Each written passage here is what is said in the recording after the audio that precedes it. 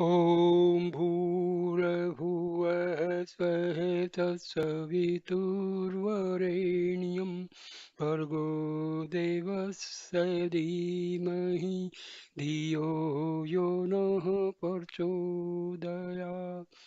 ॐ शान्ति शान्ति शान्तिः। ॐ Sai Ram. Dear Sai Bhaktas, I am starting my second video on Sai Sathya Sai Baba's Gita. Now I'll start the video with the essence of the Gita. For Western readers who may not be familiar with it, here follows a summary of the traditional Bhagavad Gita as set down by the sage Vyasa. The Gita was given by Krishna to Arjuna just before a great war involving his army with millions of combatants coming from kingdoms scattered all over the Indian subcontinent. In massive encounters that raged daily for 18 days, the forces of good were pitted against the forces of evil. This war proved to be one of the bloodiest of all time. When it was over, only a handful of men survived. In this war, Krishna, who was God incarnate, took the humble role of a charioteer to guide Arjuna and the Pandava brothers to victory. But on the eve of the great war, it looked like the battle was lost before it even started. Arjuna, the foremost warrior on the side of good, had become overwhelmed with doubts. He decided to throw down his bow and not fight. This situation came about after Krishna had driven Arjuna's chariot onto the battlefield between the two armies. There Arjuna saw his beloved grandfather, his teacher, and his kinsman on the opposite side, getting ready to fight and die for their cause. They had allied themselves with the forces of unrighteousness. Filled with a deep dependency, Arjuna said, O Krishna, I cannot fight. I feel overcome by a sense of helplessness. What good is winning this war when it will lead to the destruction of all these kinsmen, teachers, and heroes? I do not know where my duty lies.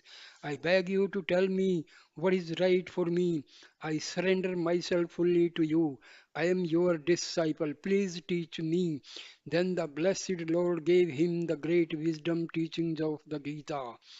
Krishna started the Gita teachings with an admonishment, Arjuna, sake of this faint heartedness, it is not worthy of you. Do not yield to weakness. You have been preparing so long for this battle to preserve righteousness.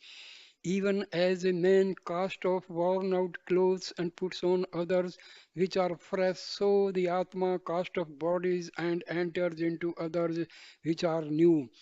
Bodies are born, and what is born must die. But the eternal Atma is never born, it never dies. Weapons cannot cut it, fire cannot burn it, water cannot wet it, and wind cannot dry it. This Atma is not your perishable body, it is your immortal self, the imperishable self of everyone. Once that is known, then what is there to grieve for? The wise never grieve, neither for the dead nor for the living. I am that Atma Arjuna, I am the supreme Lord of all, residing in the heart of every being. I am the father of this world and also its mother and sustainer. I am the beginning, the middle, and end. Everything is produced out of me. Everything is pervaded by me. No creature can exist without me. Whatever path men travel, it is my path. Whichever way they go, they reach me. Though I am eternally birthless and unchanging, yet I incarnate myself from age to age. Whenever righteousness declines and unrighteousness prevails, I take on a form to protect the good and to destroy evil. Veiled as I am by my inscrutable power of illusion, my Maya, the world does not recognize me, although they do not know me. Arjuna, I know them all. I know their past, present, and future. In truth, I am ever unmanifest and imperishable, but not understanding this transcendental nature of mine, the ignorant regard me as a mere mortal. Knowing nothing of my reality, they ignore me and become occupied in the world with vain hopes, vain works, and vain knowledge. Lost in the maze of Maya, they are spun around like puppet dolls on a merry-go-round. This divine illusion of mine is most difficult to overcome. Among thousands of human beings, only a few struggle to know my truth. Even amongst these that struggle, only one perchance comes to know me in reality. Such a one is a yogi, one steeped in the highest wisdom. Therefore, Arjuna, you should be a yogi with all your beings. Take refuge in me alone, and by my grace you will attain supreme peace. From this moment on, fix your mind steadily on my dwelling in your heart. Be devoted to me, bow down to me, worship me. Know that I am always within you, and soon you will become one with me. Yes, truly do I promise this to you, Arjuna, for you are very dear to me. He who knows my divine birth and work will not be born again after death. He will not lose sight of me, nor I am of him. Arjuna, whoever works for me and has me as his supreme goal, whoever is devoted to me and is unattached, bearing no malice towards any creature, will quickly come to me. Such a one sees me everywhere, residing in all beings, as the imperishable amidst the perishable. For these who have me ever present in their mind's eye and serve me steadfastly with affection, I will carry their burdens and I will give them what they need. Talking about me to each other, they are forever satisfied and delighted. Out of my compassion for them, I strengthen their power of discrimination and destroy the darkness of ignorance that beclouds their vision. Bringing their senses under control, they transcend the world of death and decay and attain immortality. Arjuna, whoever offers me with love either a leaf, a flower, a fruit, or even some water, such devout offerings coming from a pure heart, I will surely accept whatever you do, whatever you eat or sacrifice or give away. Whatever austerity you perform, offer that first to me. Then you will be free of the consequences of your actions, and soon your mind will become calm and wise. Steeped in renunciation, endowed with evenness of mind, and having abandoned the fruits of your actions, you will be freed forever from the fetters of birth. Arjuna, resign every action to me. Fix your mind firmly on me. I will perform all your actions through you and liberate you from all sins. Fear not, by my grace you will overcome all obstacles. But if from self conceit you do not listen to me, you will surely perish. You may think I will not fight, but impelled by your sense of duty, your own nature will compel you to fight. What out of delusion you do not wish to do, you shall do in spite of yourself. Arise, Arjuna, with the sword of wisdom that I have given to you. Cut to pieces this ignorance which doubts the truth that the divinity is ever present in your heart. Arjuna, stand up and achieve glory. You are pledged to uphold righteousness. The forces of unrighteousness have become rampant. You must encounter them and destroy them. Take refuge in me, Arjuna. Think of me at all times and fight. It is not you who will kill these heroes, but I. I am the world's creator and sustainer, but I am also the mighty world destroying time that devours all. Truly, these warriors in hostile armies have already been slain by me. You are merely the instrument through which I act. Here, I give you a vision of my universal form in which you can see the oneness of all existence. Behold my divine power. Behold the whole universe, moving and unmoving, all unified in me. Overwhelmed with wonder and amazement, Arjuna bowed his head in adoration and spoke with palms joined. O Supreme Lord, hail to you, hail again and again. If the effulgence of 1,000 suns were to blaze forth together in the skies, their glory could compare only a little with your infinite splendor. You are the imperishable Lord, the undying guardian of the eternal Dharma. You are everything that can ever be known. Seeing your awesome form, all the worlds are trembling with fear, and so am I. Just as the many rivers flow towards the sea, so do all these heroes in the world of man enter your flaming mouths. Then the blessed Lord again assumed his usual gentle form as Krishna and said, graciously have I shown to you this infinite primeval form of mine. It is very rare indeed to see what you have just seen, neither by study of the scriptures, nor by austerities, nor by charity, nor by rituals, but only by single minded devotion can I be seen thus. This experience of my cosmic form and this sacred knowledge that I have taught you are the most precious of all treasures. Arjuna, have you listened to me with full concentration? Has the delusion caused by your ignorance been dispelled? Think over everything that I have said to you, reflect on it fully, and then do what pleases you. Arjuna answered, O Lord of the universe, your powerful and wonderful words contain the highest wisdom, and you have spoken them with so much compassion. Through your grace, my delusion is now destroyed. I stand free of all doubts. Please direct me. I will do as you command. Now, the Gita starts, part 1. Love and duty, the path of perfection. If you want peace and if you want happiness, you must live in love. Only through love will you find inner peace. Only through love will you find true happiness. Love flourishes through giving and forgiving. Develop your love. Immerse yourself in love. These words of Sai are a stream of love flowing out to you. Now, Baba's discourse starts. Embodiments of love. There are many fields of knowledge, but there is only one supreme knowledge. This supreme knowledge is self knowledge, the knowledge of the immortal self.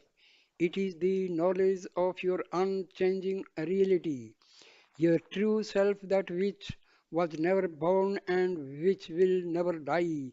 There are many other types of knowledge. There are the different fields of art, science, commerce, and education, but these only help you to gain some transitory worldly objectives and worldly pleasures. To realize the eternal bliss that is your own true nature, you must have self knowledge. It is the only knowledge that enables you to know the inner peace and the unending joy, which is your own truth, your real identity. When you shine with self knowledge, you become love itself. You become pure and completely selfless. Then you will always be in perfect harmony with all existence. Just sit it down. Dear friends, what is self knowledge? Actually, what is knowledge? We consider the knowledge of science, physics, chemistry, biology, geology, or uh, history or geography or economics or commerce. See, this knowledge is known as secular knowledge. And this knowledge is only for the sake of this body. When this body dies, this secular knowledge also vanishes. Remember this fact, very important fact. But knowledge of the self, knowledge of Atma, knowledge of God, all spiritual knowledge is the actual knowledge. Rest all is information which dies with the body. But the knowledge of self, knowledge of God, this is carried forward in our next birth. If we do not get liberation at least, we will be starting our new birth, new life with a standard, with a level where we are ending our this present life. So remember, dear friends, spiritual knowledge is actually knowledge. Rest all subjects we study in school, colleges, and all this is only for getting some job, money, etc. And this is completely confined to the body. Remember this. People say, I am PhD, I am this and this is of no use as far as knowledge of the self is concerned. Paramahansa Ramakrishna was illiterate as far as this secular knowledge is considered. Maharishi Ramana was just ninth standard passed, but see his knowledge, see Ramakrishna Paramahansa's knowledge. See, knowledge of Atma is the actual knowledge. Otherwise, knowledge of the subjects we study in school, college, this is not actually knowledge. So please try to understand this. People may think I have done post graduation in two subjects, three subjects. I am tech, I am MD. Are Baba, this is okay. But what is your standard as far as spirituality is concerned? That is most important. We are proud of our knowledge, proud of our job, proud of our property. But when we die, what is carried? Nothing of the sort what we have stored in the whole life. But if you do some meditation, contemplation on the self, my dear friend, you are the richest man on earth. Otherwise, your all buildings, factories, firms are of no use as far as this spiritual life is concerned. Please try to understand. So, knowledge of the self is the real knowledge. Rest all knowledge is just for earning money and nothing else.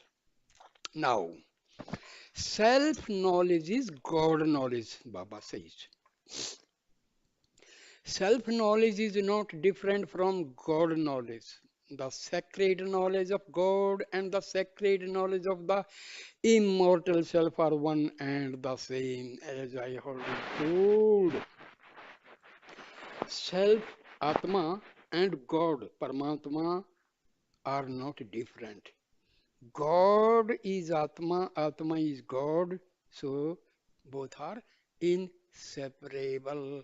If you can remember and understand this simple thing, you have got the knowledge.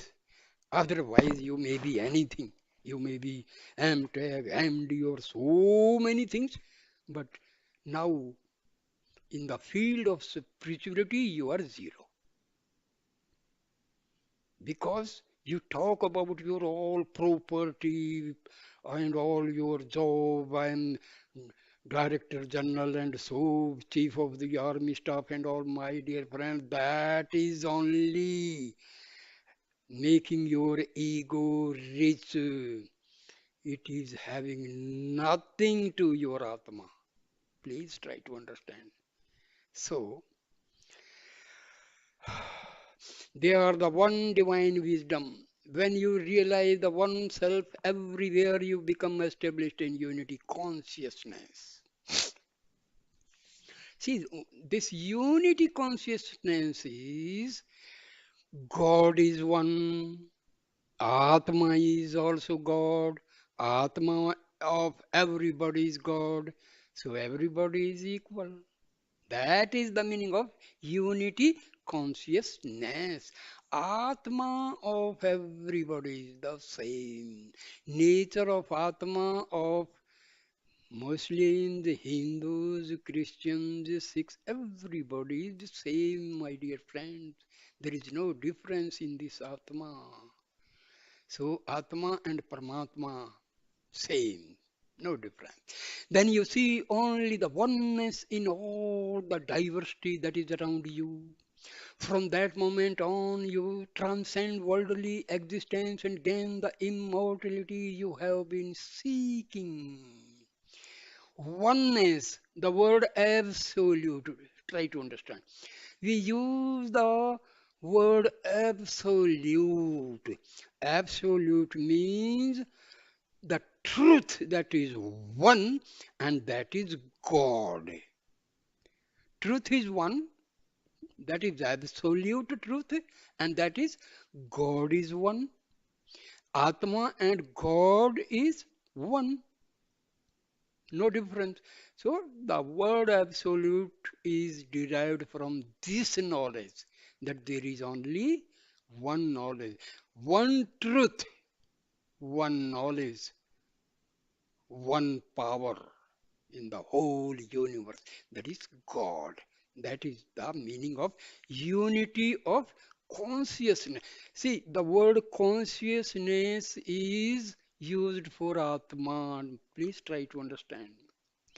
Universal consciousness is used for Paramatma, and consciousness is used for Atma.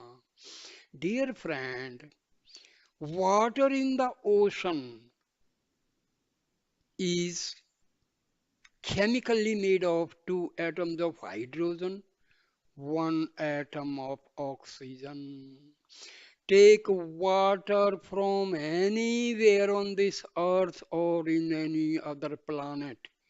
Water means two atoms of hydrogen, one atom of oxygen combined chemically. Same way, Atma is part of Paramatma.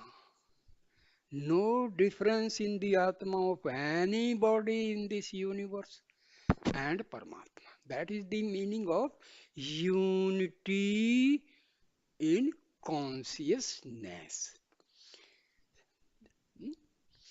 What is the basis for this supreme knowledge? Its basis is purity of the mind, my dear friends. Mind is the product of Atma. Atma is pure. When this mind goes inward, this is the pure mind.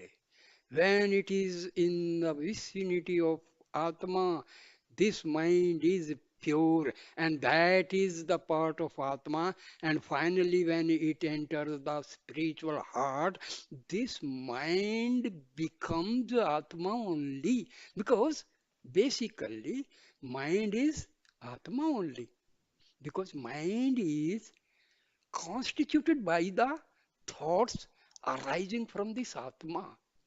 But when it is going outward, that mind becomes impure. Mind going outward is impure, mind going inward to the Atma is pure. Please try to understand. To purify your mind, you must suffuse your whole life with spirituality. Engage yourself in noble activities. Associate with spiritually minded people. Observe exemplary conduct in your daily life. Strive to do your duty to perfection. Live your life so that it is one of selfless service and virtuous deeds. And study the wisdom teachings of the ages, put them into daily practice. Let these teachings serve as your guidepost. Then your mind will become purified, and with a pure mind, you will be able to discriminate between the permanent and the temporary, between that which is beneficial and that which is detrimental to your spiritual progress. Then all your ordinary daily activities will become sacred, and God's grace will be showered upon you.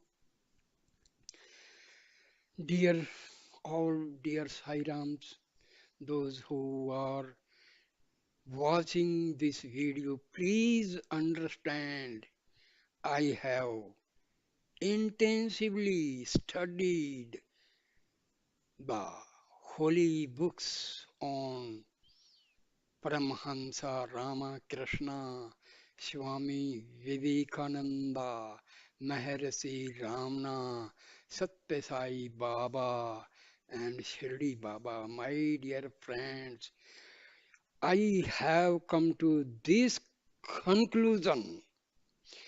They were all true sages. Please try to understand. They were all true sages. Whatever they uttered, truth, truth, and nothing different than truth. Truth is one, truth is absolute. Please try to understand. Whatever they have told the truth, and truth is only one, truth is not two. So, you read books of Swami Vivekananda, books of Paramahansa Ramakrishna, books of Maharishi Ramana, or Sathya Sai Baba, dear friends, you will not find any difference. I have read and understood their books, and whatever I am telling you, this is the gist of all the books. Atma and Paramatma same. Atma and Paramatma same, no difference at all. Mind is the creation of Atma. Atma is pure. Atma is part of God. When this mind is away from Atma, it mingles with the world and becomes impure. And this mind and Atma, there is in between one I thought. I am the body thought. That is called ego. Please try to understand. This ego controls this mind, and this ego completely denies entry to this mind, entry to the spiritual heart. This ego, this ego prevents mind to go to Atma. So that is the main problem.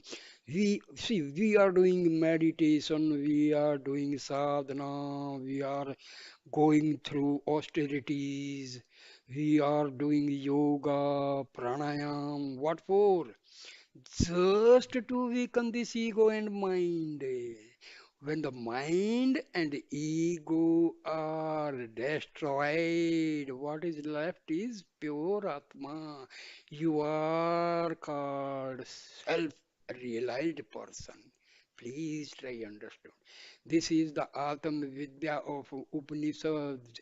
This is the Atam Vidya of our Vedas. This is the Atam Vidya talked by our sages, ancient sages, rishis, and maharishis. Please try to understand this. And you will find from each video what I am telling you, you will also, because in advance I tell you so that you will have some inkling, you have the pre-knowledge for understanding. Otherwise, there are technical words you may be, you may be simply, or what is this? These are the basic things. Remember, for self-realization, mind is to be destroyed. Ego is to be destroyed. Because mind and ego both are acting as veils, parda, screen on the Atma. Please try to understand. Another big word is there, Maya. Dear friends, this Maya is nothing but it is the Shakti of God. God acts through this Maya. God acts through Maya. What is ignorance? The word ignorance does not mean you don't understand chemistry, physics, or biology. That is not ignorance. Ignorance means what is unreal, you are taking it as real, and what is real, you are taking it as unreal. Okay. So, due to Maya, we are confused between reality and unreality. If we completely leave the unreality and move to the reality, no Maya. Maya is non-existent. And forgetting the reality, we enter into the unreality. We are affected by Maya. So Maya is nothing but taking unreality as a reality and a reality we are completely forgetting. So this is ignorance, agyan. What is gyan? I am Atma. This is gyan. And I am so and so. I am Peter. I am Salim. I am Ram. I am Krishna. This is Maya. I am the real self. This is other than Maya, the reality. So, okay, now, now you may be highly, please, why I am talking in between? Because this will act as the guidepost for you. You will understand the topic easily. You will have a prior knowledge. Now, here. Now you may be highly learned in secular knowledge. All the subjects we study in school, colleges, that is known as secular knowledge. Dear friends, you have watched these videos and experiences of devotees and miracles of Baba. Please try to understand if you want to make Baba happy. Please try to understand his teachings and follow them. Then only you are a Sai Bhakta, you are a true Sai devotee. Please do service for the poor, best thing. But the most essential thing Baba wants from us is please follow his, understand his teaching, follow his teachings in the practical life. Otherwise, we are not Sai Bhaktas. We simply presume to be Sai Bhakta.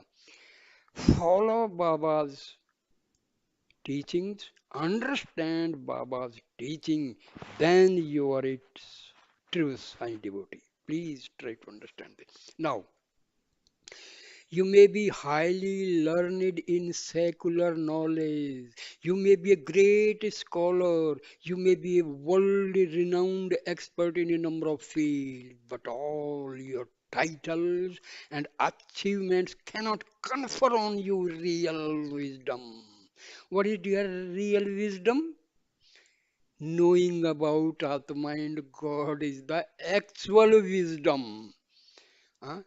Discovery of this or that, that is, my dear, secular knowledge, wisdom. See, our intellect, when this intellect is used for the worldly affairs, huh, that is intellect. When the same buddhi, same intellect used for spiritual progress, that is known as wisdom. One is buddhi, the other word is sadbuddhi. Please try to understand. एक sadbuddhi, that is the actual, when our buddhi is moving towards divinity, that is known as wisdom. Please try to understand. To be truly wise and remove the grief from your heart, you must know who you really are. The basic thing I told you. Realize your reality, realize yourself. That is the wisdom. You must realize your immortal self. What is your immortal self? Because Atma is as Janma Azar Amar Atma. Our Atma is never takes birth, never dies. It is not child, young or old, it is ever the same. No difference, no change, no transformation. Atma is same in every situation. It is not affected by the age or religion or place. Atma is beyond time and space. Time and space do not affect Atma. Please try to understand. If you can understand this Sai Gita, my dear friend, you can understand Sai Baba's teachings and follow them, then become the true Sai devotee. You cannot transcend grief by any other path. Please try to understand. Only the knowledge of your true self will allow you to overcome all sufferings and misery. Other than Atam Vidya, other than Brahma Gyan, other than knowledge of Atma and Paramatma, everything will lead us to sorrows and grief. More and more property means more and more worries. Please think over it.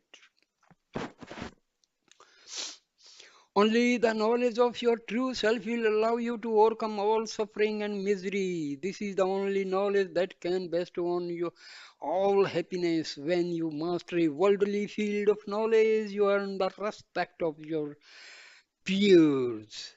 You may become famous and fulfill your worldly aspirations, but it is only when you acquire self knowledge that you deserve and earn the grace of God. When you have that, you become ever blissful. You enjoy the ultimate happiness. Dear friends, if you know Sathya Sai Baba, please try to understand Sai Gita. My dear friends, excuse me, sometime I may tell you something bitter, please. My intention is to tell the real teachings of Sathya Sai Baba. Please excuse me if I say something which it may hurt you, but I have no such intention. Because if you want to make Baba happy, please try to understand this Sai Gita.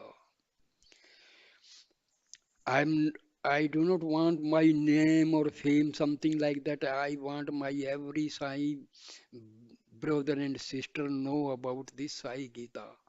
Please. We are those who are those who deserve to learn this sacred knowledge?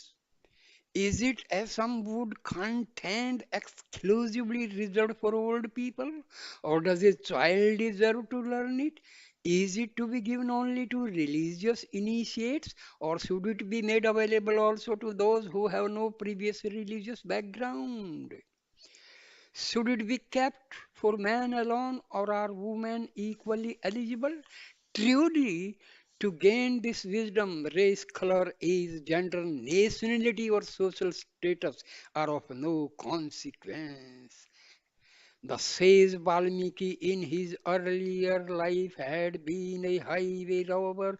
The sage Narada was born of a lowly maid servant, yet they both become great spiritual lights. Everyone is equally entitled to acquire this supreme knowledge. A word of caution. My dear friend, never think yourself as a sinner. Please, if you say I am sinner means you are committing the greatest crime of your life. Because you are not this body. The crime may be committed by this body, but Atma is untouched. Atma is untouched. Your prarabdha will take the action and the punishment will be given. So never think yourself sinner, dear friends, sisters and brothers, because never, the word sin should not be used, even if by mistake or by intention something is committed, a crime is committed. Ask pardon from God, and God will pardon you.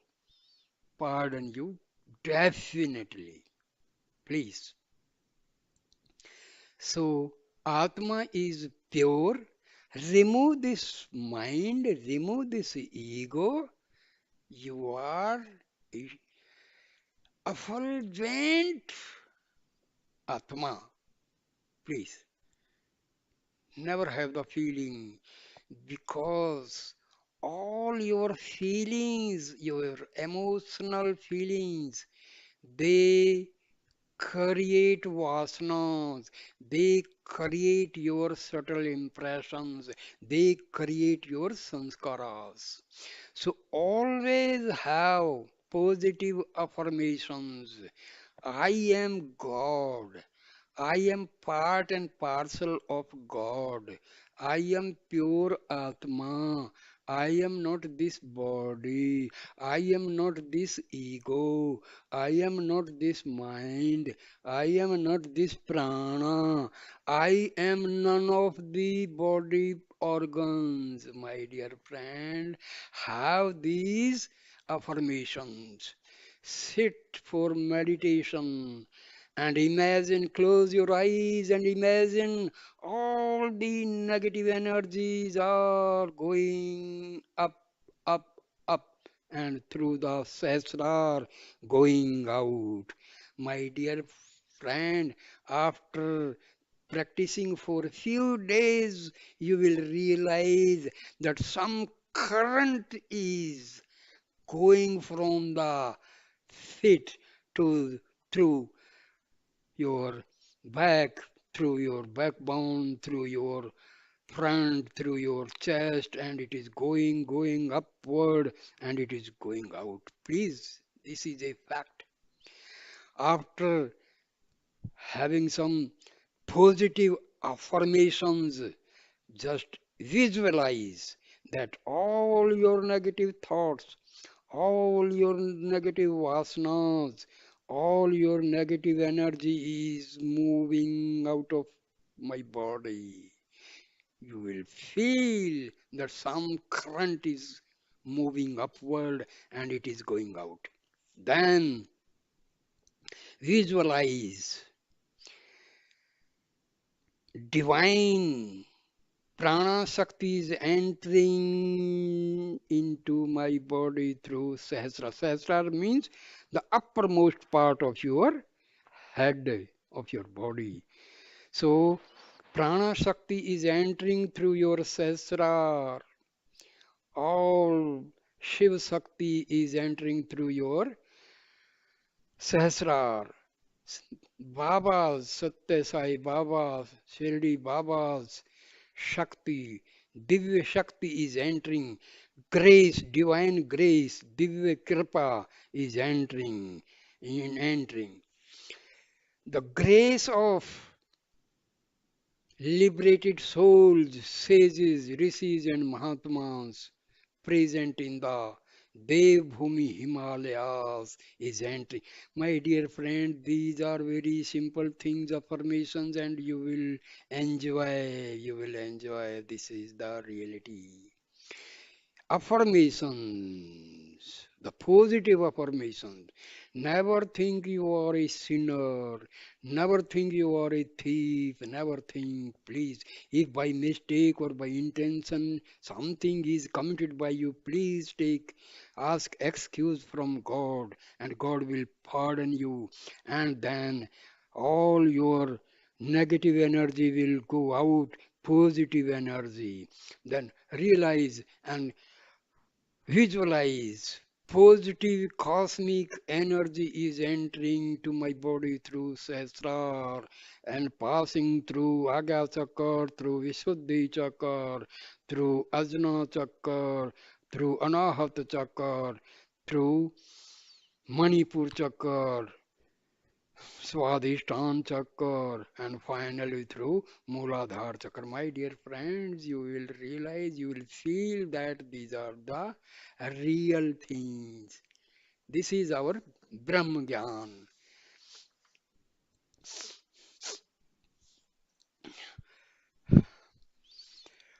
Now, the Lord comes to those who have devotion for Him. He looks at the heart and not at the outer status. Heart. यार heart and आत्मा same है भैया मेरे प्यारे दोस्तों my dear friends there is no difference please try time to time I will be telling because these are the points we miss and just confuse ourselves.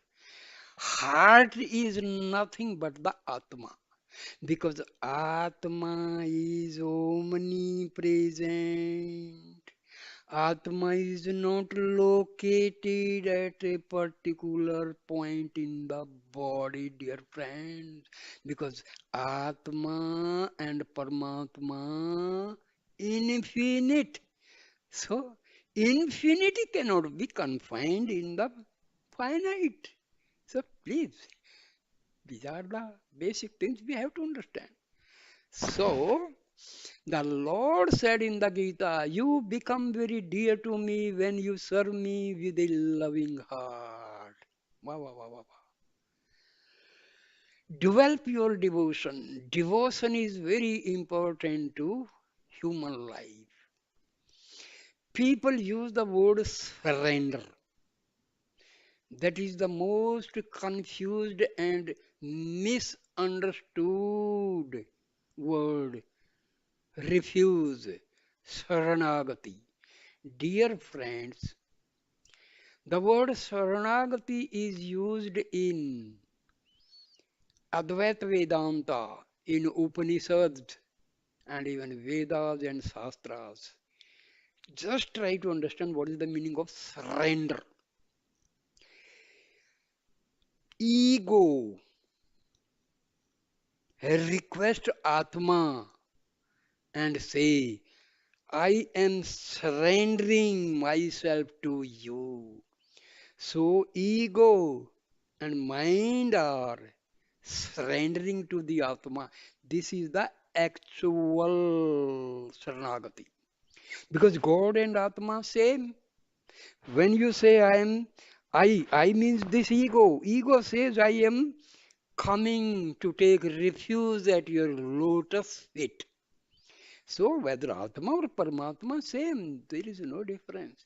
So dear friends, Saranagati does not mean that this body will take saran to in the feet of some other body. Physical guru is helpful, but the actual guru is your Atma. Please try to understand. Have faith in yourself. Have faith in your Atma. Then you have done. You are successful. So faith is to have the faith in yourself. Faith in yourself means faith in God. That is the actual word faith is used, not faith. Faith is a very holy word, and this faith is our ego takes refuge in the Atma and have full faith, and mind, ego, and Atma becomes one, and that is called self-realization. Now Baba says, faith in yourself and faith in God is the same. When the Lord counsels you to develop your devotion, it does not mean that you should neglect your worldly duties. Prepare yourself thoroughly for all your worldly tasks. Take great care to properly learn the secular knowledge which you need to discharge your duties. Most importantly, always have faith in yourself, see Baba says. Have faith in yourself, yourself, yourself. Faith that you will be able to fulfill the role for which you have taken human life. Faith in yourself and faith in God is the real secret of greatness. In truth, they are the same. For faith in yourself means having faith in your innate divinity, that is Parampita Parmeshwar. Worldly knowledge can give you food and shelter already, I have told you.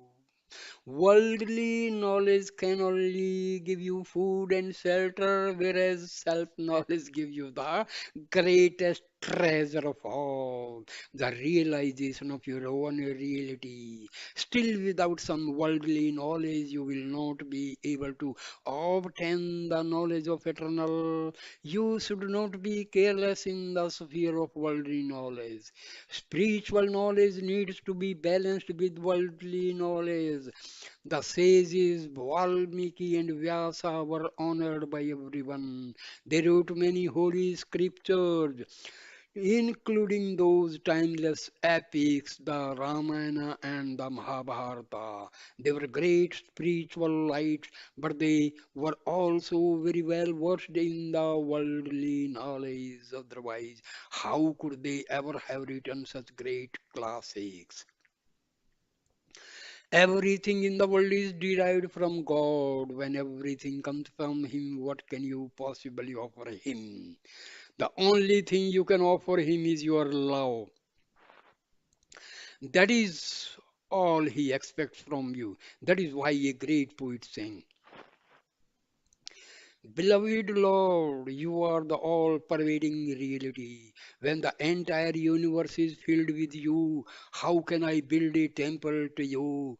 When you are effulgent like millions upon millions of suns, How can I offer you my small candlelight when you are the indwelling reality of all beings? How can I call you be a by a particular name when the entire universe is in your stomach? How can I offer you a little food in worship?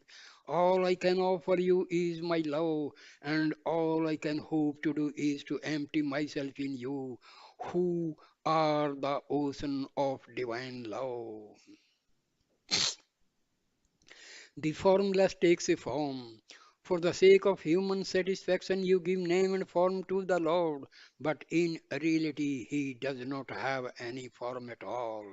Yet He will take on a form so that you can express your devotion to Him and worship Him, and thereby satisfy some of your spiritual yearnings. Whatever form of the Lord you choose to follow, worship Him with a loving heart. Ramakrishna was not a learned man in secular matters. He was barely literate, but his mind was always engaged in worshipping the Divine Mother. With his heart brimming with love, he dedicated his entire life to the worship of the Divine Mother. He was living only 5 rupees per month. That was enough for all his needs. Through his intense one-pointed devotion, he became luminous. Today, he is well known throughout the world. You can find Rama Krishna mission everywhere. He is universal. Dear friends, Sathya Sai Baba used to mention very few sages. Rama Krishna Paramahansa was among them. Vivekananda and Maharishi Ramana and Adi Sankaracharya. See, because you will find in the teachings of Ramakrishna, Vivekananda, and Ramana Maharishi, and Adi Sankara, and Sathya Sai Baba, you will find no difference. No difference.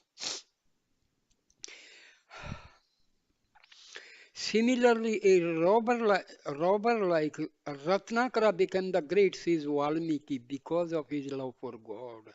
Prahlada was the son of a demon. Nevertheless, he became luminous and pure with the divine love he had for God. Hanuman, a monkey, by repeating the name of Rama, become became a glorious being who is honored throughout India. Jatayu was a bird who, because of his great love for Rama, merged in the divine principle when he gave up his life. For devotion towards God, race, creed, gender, or any other distinctions make no difference at all. Everyone is equally eligible. The chapter on devotion is the most important chapter in the Gita. That is why we have started with it today. Devotion is not merely repeating the name of God, it is an undying and pure love for God. It is completely selfless in its nature, bereft of any worldly desire. It is pure, permanent, and eternal. This divine love should be practiced constantly in your daily life. My dear friends, we hear this word divine love, divine love. You know the actual meaning of divine love. You love your Atma, that is the divine love. When you love your Atma, you love God, you love divinity. This is known as divine love. Please try to understand.